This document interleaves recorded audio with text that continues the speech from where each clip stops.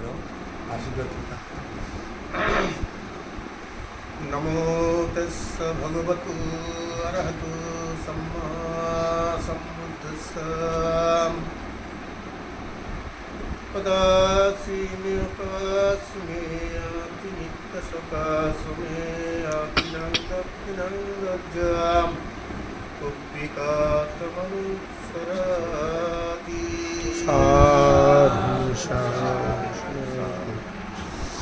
আজকে পরলোকগত উপাসক বাবু সন্তোষ বড়ুয়ার মৃত্যু পরবর্তী প্রথম মাসিক ক্রিয়া উপলক্ষে ওনার সুযোগ্য পুত্রদ্বয় সাজু এবং রাজু, ওনার সহধর্মিনী এবং ওনার পরিবারস্থ সকলে পুত্র পরিষদে ওনার প্রতি কৃতজ্ঞতা জানিয়ে আজকে সকালবেলা বুদ্ধ পূজা, শিবলী পূজা এবং বিবাহ সম্পর্কে আপনারা সমবেত হয়েছেন। ইতিমধ্যেই পঞ্চশীলে প্রতিষ্ঠিত হয়েছে। আমি যে কথাটি বলেছি প্রায় সময় আমি বলি, এটা বলার কারণ হচ্ছে যে আমরা জগতের মধ্যে অনেকেই আমরা অকৃতজ্ঞ এই অর্থে যে আমরা অনেকে জীবদশায় পিতামাতার প্রতি যতটুকু কর্তব্য, অর্থাৎ অন্ন বস্ত্র বাসস্থান, বৃদ্ধ বয়সে সেবা, চিকিৎসা এবং সম্যবলী পুণ্যতীর্থকারী মহাতীর্থাদিতে পাঠানো, এই যে কর্তব্যগুলি আমরা অনেকে সম্পাদন করি। যেমন আমি আমার এই গ্রামের কথা যদি মাঝে মধ্যে চিন্তা করি, অনেকের মধ্যে এই শুভ চেতনা চিন্তা উৎপন্ন হয় না যে আমার পিতামাতার কারণে আমি এই পৃথিবীতে আসার সুযোগ লাভ করেছি।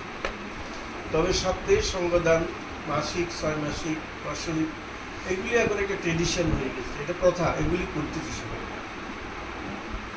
সবাই করতেছে। এগুলি একদম দীর্ঘ দরিদ্র অসহায় যে খেতেও পারে না, সেও 15 দিন 6 দিন এখন মাসিক 6 দিন 6 মাসিক বর্ষণ। কিন্তু বুদ্ধ তিরুকুট্ট সূত্রে এই কথায় বলেছেন যে যদি পিতামাতার সংসার না করতেন তাহলে আমরা পৃথিবীতে আসার সুযোগ লাভ করতাম। এবং আমরা যখন ছোট ছিলাম, আমরা যে কিভাবে বড় হয়েছি পিতামাতার স্নেহ, মায়া, মমতা, ভালোবাসা নিয়ে, এটা কিন্তু আমাদের একসময় আমরা ভুলে যাই। এটা কিন্তু মোটেই মনে রাখি না। যে মনে রাখার কারণে অধিকাংশ পরিবারের মধ্যে যে পিতামাতারা অনুশোচনা করে, আফসোস করে যে আসলে মনে হয় ভুল করেছি বিভিন্নভাবে। এই জন্য আমাদের প্রত্যেকের সচেতন হতে হবে যে আসলে পিতামাতা আমাদের আদিগুরু, এবং ভগবানের পরেই যার স্থান আমাদের এই ধর্মগুরুকেও বাদ দিয়ে এটা হচ্ছে পিতামাতা আদিগুরু। পিতামাতাকে অসম্মান করে যদি আমাদেরকে ভালো ভালো খানা দেওয়া হয়, বেশি দামি বস্তু দেওয়া হয়, কোনো লাভ হবে না। এই জন্য পিতামাতা হচ্ছে পরিবারের আদিগুরু। পিতামাতাকে আপনারা প্রধানত সম্মান করবে, গুরু প্রদর্শন করবে, তারাই পক্ষান্তরে তারা কী হবে, তারা নিজেরাই সম্মানিত হবে, গৌরবান্বিত হবে, এবং তারাও পরিবার প্রয়োজন নিয়ে তারা সুব্যবস্থা করবে। এটাই আমাদের প্রত্যেকের চিন্তা করা উচিত, এবং এইভাবে আমাদের অন্তত জীবন অতিবাহিত করা উচিত। তো সে দৃষ্টিকোণ থেকে আমাদের সন্তোষবাবু, উনি পুলিশ হিসেবে কর্মরত ছিলেন। তো ওনার সহধর্মিনী এই গ্রামের সন্তান আমাদের পরলোকগত উপাসক, বিশিষ্ট ধার্মিক উপাসক বাবু হিমাংশু বিমল বড়ুয়ার সুযোগের কনিষ্ঠ কন্যা। তো এটা সত্য যে বাস্তব যে ওনাদের বিশেষ করেই যে ওনাদের পরিবারে ওনাদের যে ওনার দ্বিতীয় সন্তান ব্যাংকার্স বাবু যেমন পিবি বড়ুয়ার সার্বিক আর্থিক, কায়িক, বাস্তবিক, মানসিক যে পরামর্শ, যে ওনার সুন্দর চিন্তাচেতনায় উনি ওনার প্রতিটি বাগিনাদেরকে অন্তত মানুষ করার জন্য ওনার স্বপ্ন চেষ্টা চালিয়েছেন। সেই সুবাদে আমাদের সাজু এবং রাজু উভয়ে তারা সুশিক্ষিত হয়েছে, উভয়ে কর্মজীবন অবস্থান করতেছে।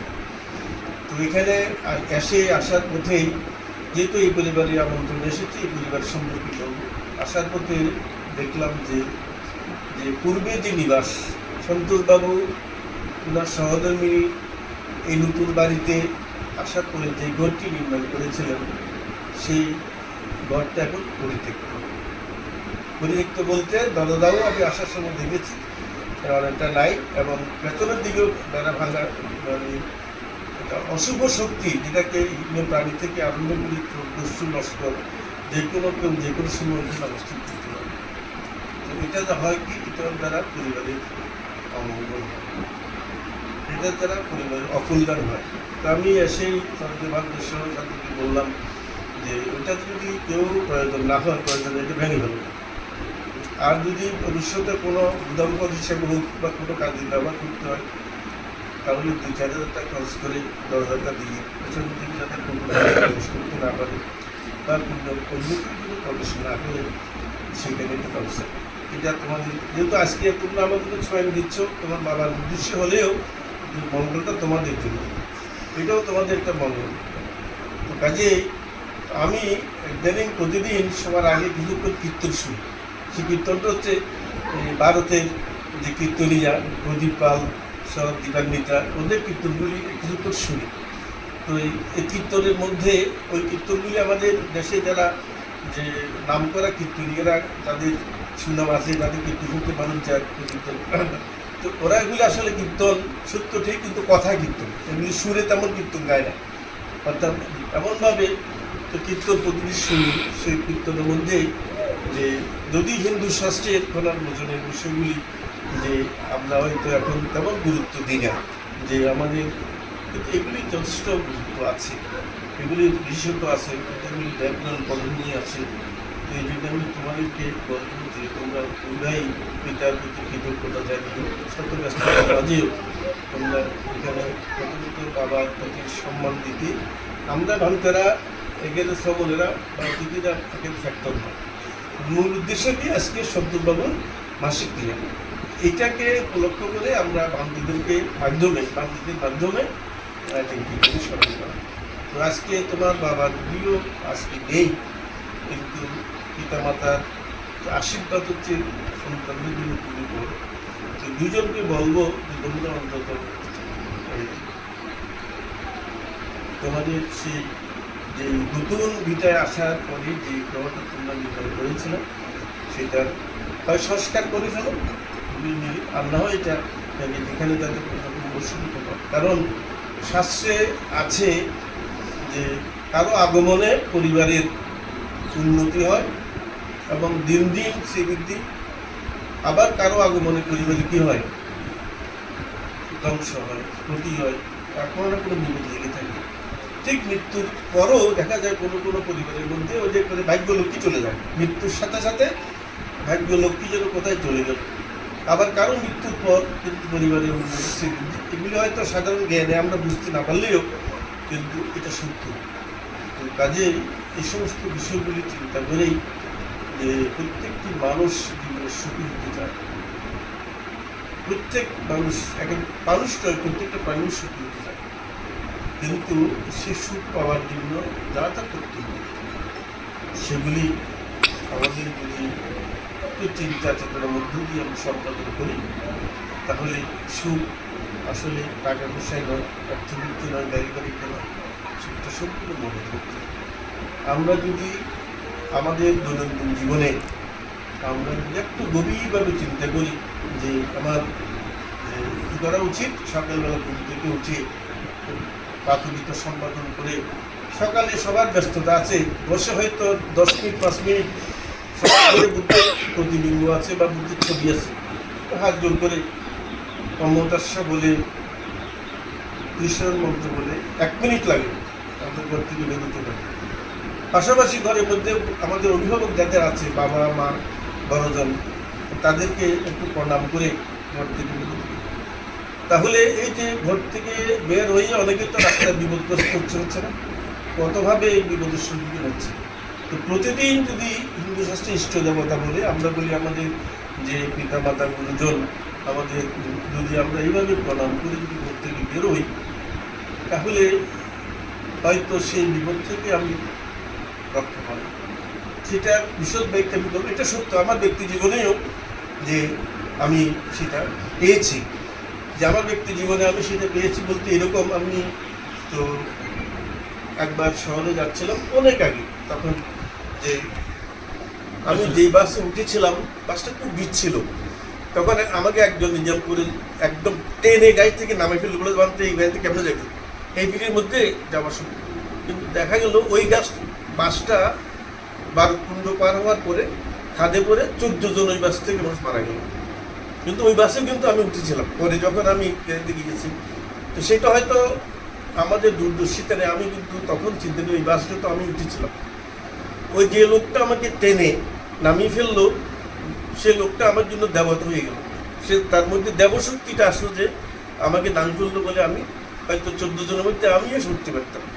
আমি সেটা বাদ দিলাম যে এই যে 19 সালে যে সড়ক দুর্ঘটনায় পড়েছিলাম, আমার সাথে একজন মারা গেল, তাহলে সেখানেও তো আমার মৃত্যু হতে পারে। তাহলে না হওয়ার কারণ হচ্ছে আমরা তো বন্ধু সত্যি ভক্তেরা আর কিছু করুক না করুক, বিক্ষু সামানেরা সকালে ঘুম থেকে উঠে তো অন্তত ঝাড়ুটা নিয়ে বুঝতে ঝাড়ুটা দেয়, ঠিক না? ভক্তেরও দেয়, সকালেরও দেয়, বা গায়কের রাষ্ট্রীয় দেয়। একটা না থাকলে একটা ফুল এনে বুঝতে সামনে দিচ্ছে, এক গ্লাস পানি দিচ্ছে বন্ধনা করে সকালবেলা।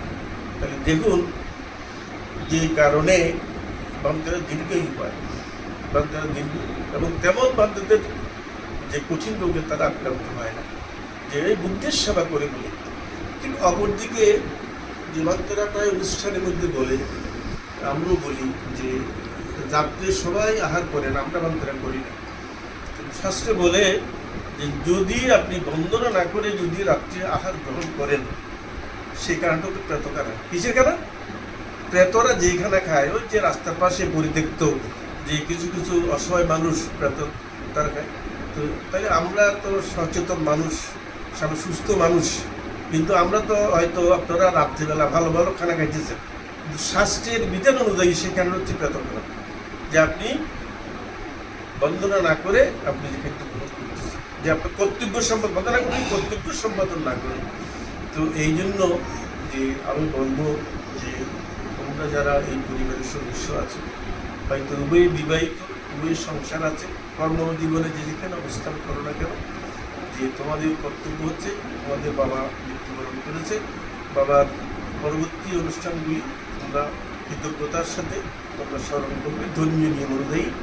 পাশাপাশি তোমাদের মা জীবিত আছে, তো যেহেতু মা জীবিত আছে, বাড়িও আছে, তোমাদের সংসারও আছে, বাসও আছে, বাই রোটেশন তোমরা মায়ের প্রতি পর্যায়ক্রমে সবসময় দেখবে।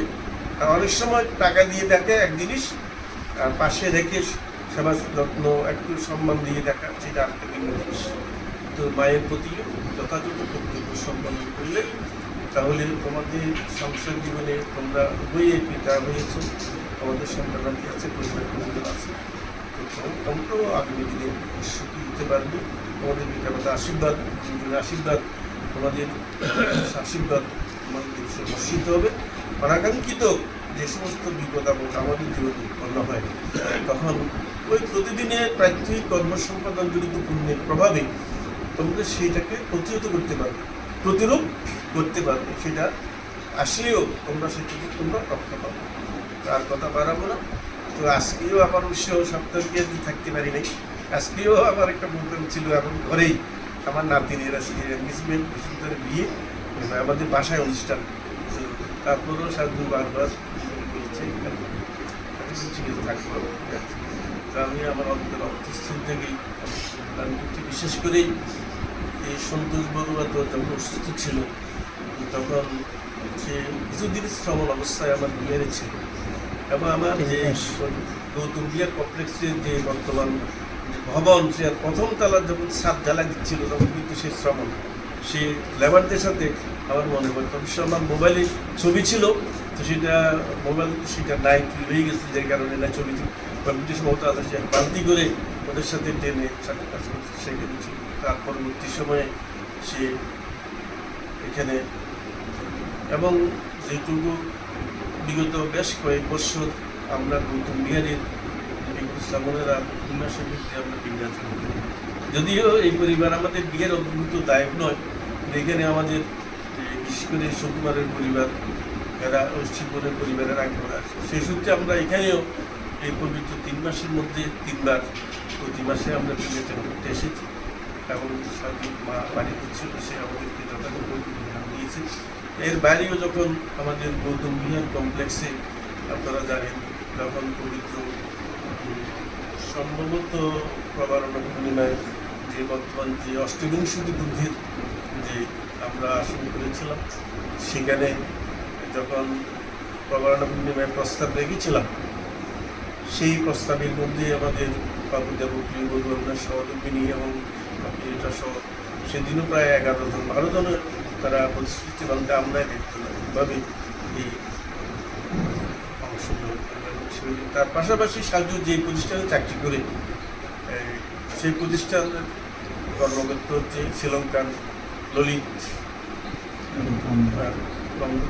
তো যখন সে সেখানে বলেছিল যে আমাদের গ্রামে বিহারি আদায়পুরের আসন হচ্ছে, তো উনি যদিও অন্য দেশের মানুষ, প্রতিরূপ দেশের বন্ধু বলেই এটা শোনা মাত্রেই তাকে বললো যে আমি একটা বুদ্ধিমূর্তি দান করব, যে তো সাজুর সুবাদে সেই আদায়পুরের যে প্রতিবিম্ব করিতে তখন সে ললিতানন্দ সে 25,000 টাকা তখন দিয়েছিল, এবং উৎসবের সময় সে এসেছিল সাধুর সুবাদে।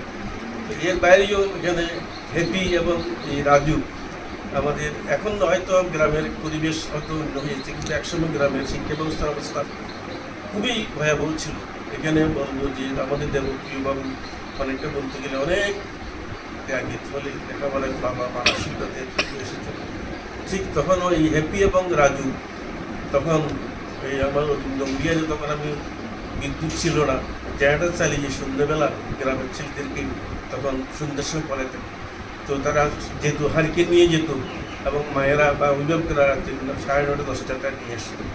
এই রাজু এবং হ্যাপিও তারা অরিন্দমনাতলে সেই তখনকার এই বিল্ডিংয়ের রাজবীর বারান্দায় বসে শিক্ষক দেখে সেখানে তারা লেখাপড়া করেছে। আজকে তারা হ্যাপিও প্রফেসর, রাজু প্রফেসর, তারা প্রতিষ্ঠিত হয়েছে, এবং অনেকেই তৎকালীন সময়ে যারা এইভাবে নাইট স্কুলে এবং অরিন্দমতালয়ে সেখানে রাত্রিবেলা প্রতিষ্ঠানে পড়ে অনেকে যারা বর্তমানে যে এখানে যে রঞ্জিত, সে যে মেট্রিক পাস করেছে, তখন যারা অ্যালাউ হতো তাদেরকে সবাইকে আমি বিহারে নিয়ে রাত্রিবেলা শিক্ষক দিয়ে তাদেরকে পড়াইতাম 5টা জন করে। তো বর্তমানে অধিকাংশ যারা চাকরি করতে পুলিশ সেনাবাহিনীতে, তারা সেখানে তারা লেখাপড়া করেছে। তো এইবার তার সুফল আমি পেয়েছি। আপনারা হয়তো জানেন যে এই যে গত মার্চের 27 থেকে যে 4 এপ্রিল 9 দিন ব্যাপী যে গৌতম বিহার কমপ্লেক্সে যে ত্রিপিটকের পূর্ণাঙ্গ অভিধর্ম পাঠ হয়েছিল, যদিও সেখানে চাঁদা নির্ধারণ করি নাই, কিন্তু সেই অনুষ্ঠানে আপনারা হয়তো আমি সেটা জানাবো পরবর্তী অনুষ্ঠানে, যে একটা বিশাল যেখানে 50,000, 30,000, 20,000, 15,000, 5,000, 10,000 এইভাবে মানুষ শ্রদ্ধাঞ্জলি, প্রায় 7 লক্ষ টাকার উপরে মানুষ চাঁদা দিয়েছে। 70,000 টাকা দক্ষিণে উঠেছে। তো যেটার খরচ আমি মনে হচ্ছে আমার থেকে দিতে হবে, কিন্তু আমার থেকে বেশি লাগে নাই, হয়তো 3.5-4 লাখ টাকার মতো খরচ, কিন্তু বিশাল করবে। তো এগুলি যারা কর্মজীবনে প্রতিষ্ঠিত হয়েছে স্বেচ্ছায় অনুচিতভাবে, তারা এই পুণ্যকর্মে তারা অংশগ্রহণ করেছে। তো এই জন্য আমি বলবো যে জীবনে যখন মানুষ প্রতিষ্ঠিত হয়, তখন তারা চিন্তা করে আমার এই প্রতিষ্ঠিত হওয়ার পেছনে যে যাদের অবদান ছিল, যে তাদের পুণ্যকর্মে আমার সহযোগিতা। আমি মনে করি যে সাজু এবং রাজু, তোমরা উভয়ে প্রতিষ্ঠিত কর্মজীবনের দুইজন অবস্থান করলেও তোমরা মনের দিক থেকে হয়তো 16 আনা হতে না পারলেও তারপরেও চেষ্টা করবে যে ভ্রাতৃত্ববোধ রক্ষা করে চলা। আর বড়জন হয় পিতৃত্ব, এটা সমাজে বুঝে না। বড়জন বাবার সমতুল্য হয়, কারণ বড়জন ছোটকে কোলে করে কত কাঁধে তুলে নিয়েছে আদর করতে, এটা কিন্তু মনে রাখে না। তো এই বড়জন হয়তো অনেক সময় শাসনও করবে, সহ্য করবে, আদর করবে, তারপর কিন্তু সেটা অন্তর্ধারণ না করে সেটাকে আশীর্বাদ মনে করে সম্প্রীতি যদি তোমরা সাহায্য এই বিল্ডিংটা করেছি, তো তোমরাও পরবর্তী সময়ে হয়তো চাকরি বাকরি করলেও মনে করো একদিন গ্রাম লাগবে, পরিবেশ লাগবে, সমাজ লাগবে, হয়তো বিশেষ মুহূর্তে হয়তো আসতে হবে, হয়তো তো তারপরেও সঞ্চয় করে মনে করো ইচ্ছে করলে তুমিও তোমার সেই কর্তৃক তোমাদের জন্য যেটা এখানে তোমার বাবা জীবদশায়, তোমার মা জীবদশায় করেছে, এটা সংরক্ষণ করা তোমাদের দায়িত্ব করতে হবে। তো একসময় সেটা অবশ্যই প্রয়োজন হবে। তো যাক, তোমরা সুন্দরভাবে এই অবশ্য চলবে এবং সবচেয়ে মানুষের জীবনের বড় ত্রুটি হচ্ছে যে চেষ্টা করবে হিংসা এবং অহংকার, এই দুটো হচ্ছে মানুষের জীবনের সর্বনাশ ডেকে আনবে। হিংসা এবং অহংকার দুটো মানুষের জীবনের সর্বনাশ ডেকে আনবে। এই মন থেকে এগুলি পরিহার করে যারা চলতে পারবে তাদের জীবনে দিনের পর দিন তো আমি সবচেয়ে বান্ধবীকে বন্দনা জানাচ্ছি এবং পরবর্তী প্রসঙ্গ এবং সকলকে বন্দনা করছি।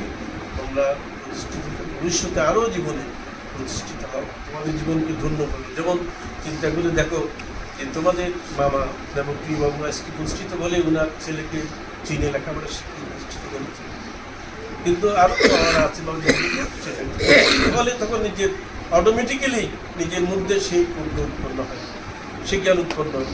যেমন আমি মহামণ্ডলের সভাপতির কারণে আমি গত জানুয়ারি মাসের দিকে আমি বাংলাদেশ ব্যাংকে যে কাছে গিয়ে তোমাদের কিছু বলি, বাংলাদেশ ব্যাংকে আমি কয়েকবার গিয়েছি, যেটা হয়তো আমার লেনদেনের কারণে। তো আমিও গিয়েছি, আমার সেক্রেটারিও গিয়েছে, পাশে আমাদের শাসনশ্রীও গিয়েছে। তো আমি বলবো যে যেটা আমি বাস্তব কথা, তো আমাদের যে দেবপ্রিয়বাবু তো উনি একজন ক্যাশ ডিরেক্টর, অতিরিক্ত পরিচালক। আমরা যখন ওখানে গিয়ে বসেছি, উনি সামনে পড়া ঠিক না, উনি চেয়ারে আর বসে নেই। আমরা অনেকক্ষণ বসেছি, চা দিয়েছে, চা খেয়েছি, আমাদের কাজ সেরে। তো আমি বের হওয়ার পরে আমাকে আমার সম্পাদক বলতে দেখেন আপনাদের কতক্ষণ সে আমাদের সামনে চেয়ারে আমি যতক্ষণ ছিলাম সে আমাদের সব কিছু করেছে, কিন্তু সে চেয়ারে বসে নেই। কিন্তু আমরা তো অনেক জায়গায় যাই, আমাদের বন্ধুরা বন্ধনা তো দূরের কথা, মানে আমাদের সাথে যেভাবে আচরণ করে, এই যে দেখো এটা তো ফসল দিয়ে পাওয়া যাবে না। এটা আমাদের যে কথাটুকু বলেছে যে ভদ্রতা, নম্রতা, এটা এমন এমন একটা গুণ, এটা মানুষকে অনেক উপরে নিয়ে যায়, মানুষকে অনেক উপরে নিয়ে যায়।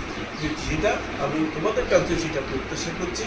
তো পরিশেষে পরলোক উপাসক সন্তোষ বড়ুয়ার পারলৌকিক মঙ্গল কামনা করছি। ওনার তো ভূতি হয়ে গেছে, আমি পূর্ণ দান করি বা না করি, তোমরা পূর্ণ দান করো না, তোমরা কিন্তু যেখানে হওয়ার ভূতি হয়ে গেছে।